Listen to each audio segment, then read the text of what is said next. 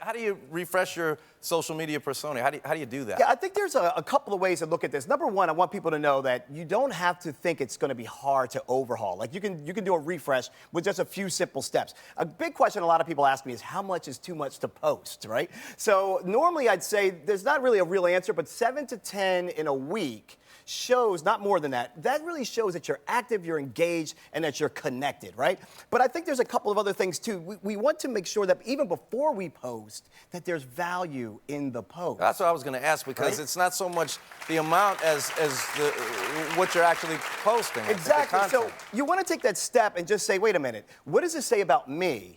And what's the value that it brings to the table? Like, you want your post to matter. If you're going to take that time, you want to make sure those posts matter. You don't want to be a lurker. A lurker is somebody that just, skims through Facebook or through social media. They don't like, they don't comment, they don't engage. And you want to organize your friends into a list. I think this is the smartest, probably refresh tip, because this will help you to be able to filter what you get on your timeline from your friends. If you put them into lists, I have my list kind of punched up on the screen here. As you can see, I have them broken into positive people, my high school acquaintances, people in Baltimore or New York. So when I actually go to Facebook, I'll show you what that looks like on my screen real quick here.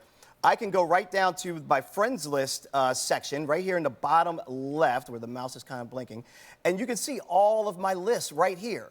So if I just clicked on New York area, I'm only going to see my friends' posts from New York. If I click on positive people, I'm only going to see those posts from people that I've called positive. And it's very easy for you to make these lists and add your friends to it. And can you post specifically to those lists too? And you can post specifically to those lists. So that's the true power. So now you can separate your conversations so that if you want to talk politics with a political group, that's fine. But you don't have to bring everybody else in. That you don't have to bring everybody else to that party.